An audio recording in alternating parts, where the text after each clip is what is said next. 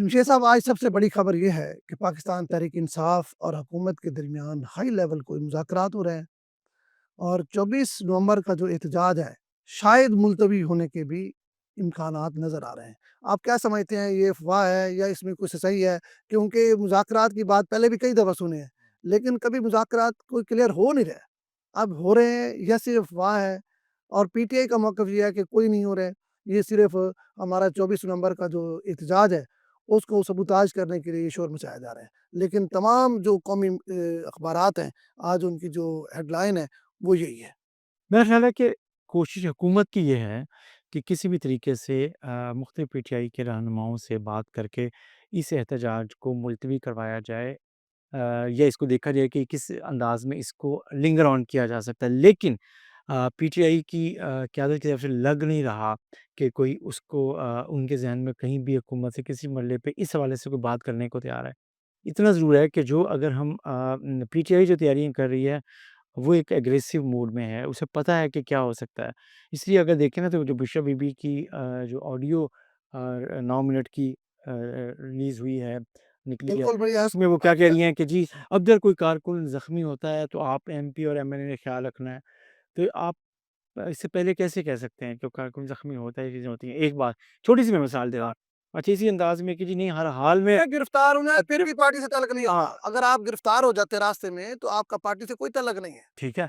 अब फिर ये गिरफ़्तार भी नहीं होना और गुम भी होना है, लोगों को भी इकट्ठा करना है और चीज़ें, तो भाई और ये जो वहाँ नहीं पहुँचेगा, वो टिकट का हकदार नहीं है, टिकट ये खत्म। अच्छा, ये तो बहुत ओपन बात हो गई ना, लेकिन आज अब क्या है सूरत-ए-हाल, जैसे आपने बात की कि निसार अब्बासी साहब की ये स्टोरी है ना कि इस पे मुज़ाकरात की बात चल रही है, कोई अहम ओहदेदार मिल रहे हैं, लेकिन अभी तक कोई वो हुआ नहीं है, कुछ सर बात देखिए, नहीं है। 1 मिनट, आपकी बात दुरुस्त है। यहाँ पर मेरा एक क्वेश्चन है, उसका भी आप ज़रूर जवाब दें।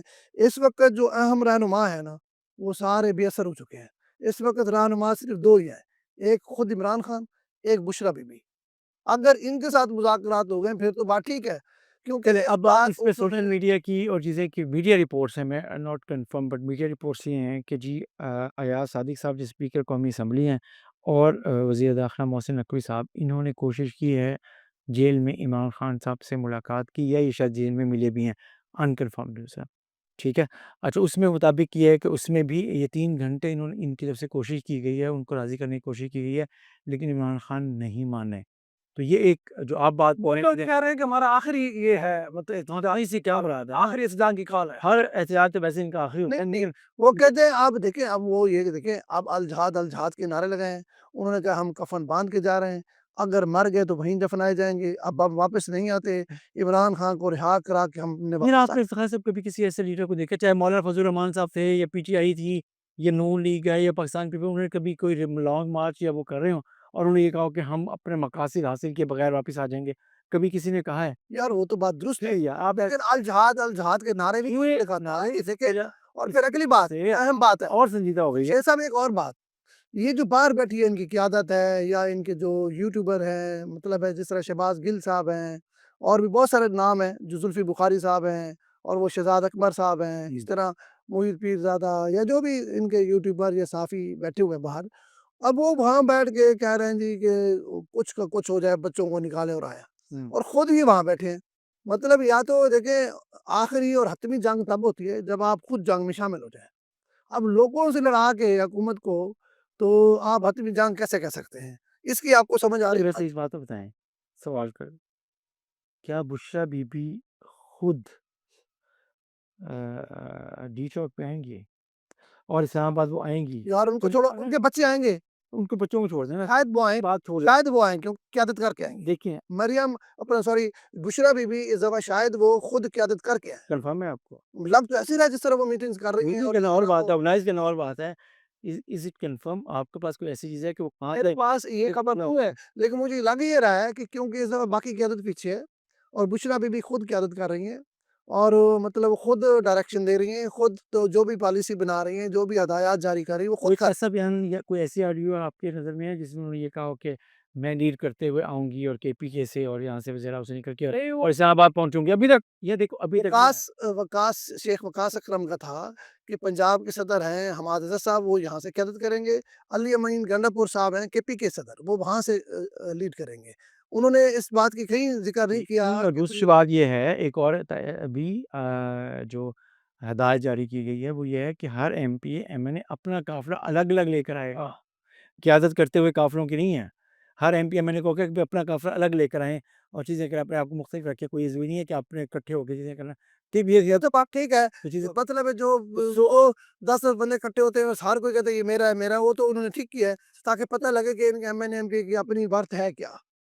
ये तो अच्छा किया है, मेरे ख्याल में बुशरा बीबी की अच्छी पॉलिसी है, पता लगे कि कौन-सा एमएनए, कौन-सा वज़ीर, कौन-सा ओहदेदार कितने बंदे निकाल सकता है। पहले तो ये होता है जहाँ लोगों का जुर्म होता है वहाँ जाके फ़ोटो बना लेते हैं, फुटेज बना के भेज देते हैं कि देखिए जी हमारा जुलूस है। अब हर कोई अपना-अपना दिखाएगा, तो पता लग जाएगा कि कितनी किसकी ताकत है। यार आप खुद भी बात करते रहते हैं कि जी अगर एक बस निकली है और वो मुल्तान के मोटरवे पे खानेवाल से चली है शामकोट से और उसमें वीडियो भी बन गई है, मोटरवे बन गई है चीज़ें और वो अब्दुल हकीम जी, जी। से वापस इधर गई है तो फिर क्या होगा? नहीं, इस बार बुशरा क्या बीबी ने प्लानिंग की है, क्या पूरी एक टीम बनाई है जो इस्लामाबाद एंटर होते हैं और वहाँ जो लोग पहुँचेंगे उनकी फिर वीडियो बनेगी।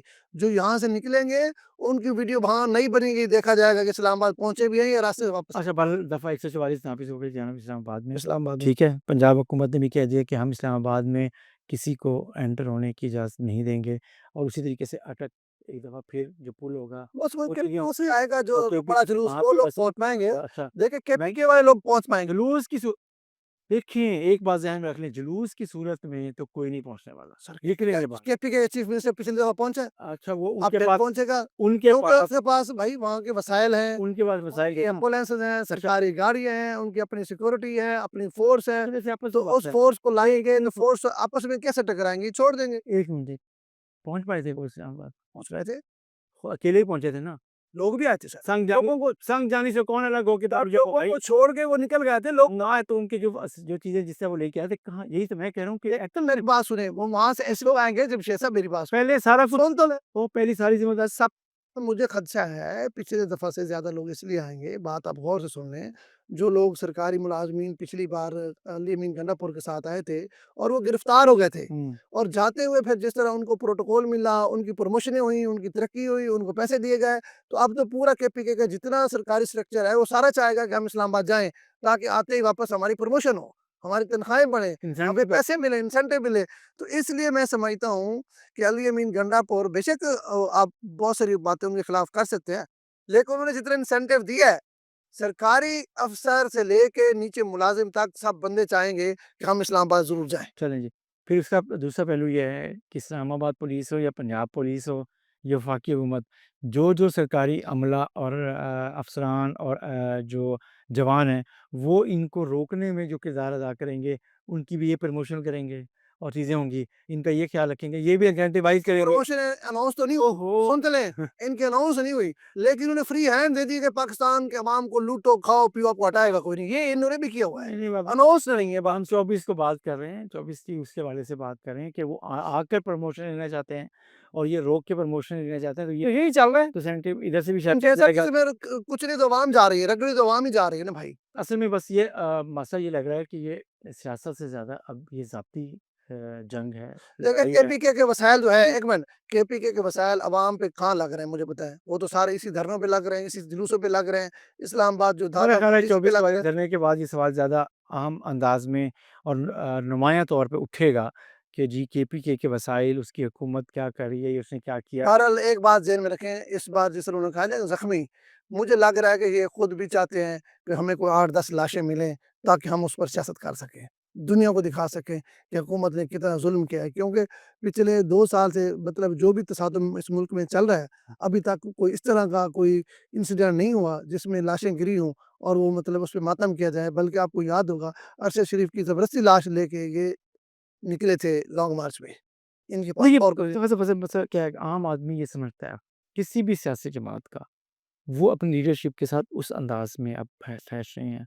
वो ये अगर किसी को लाशें सुनिए अपनी सियासत के लिए किसी को अपनी पीटीआई के साथ को अटैच हैं, लोग मरने को तैयार हैं। कि लाशें चाहिए भी सही ना, तो वो ये भी देखना चाहते हैं कि क्या मरकज़ी लीडर में से किसी के और बड़े नुमायाँ लीडर्स में से किसी के भी बहन, भाई, बच्चे शामिल हैं या नहीं हैं, बेटे शामिल हैं या नहीं हैं, चीज़ें नहीं है, ये आम कारकुन ही इस जो ईंधन है सियासत का वो बनता रहेगा और चीज़ें होती रहेंगी, असल बात तो ये है।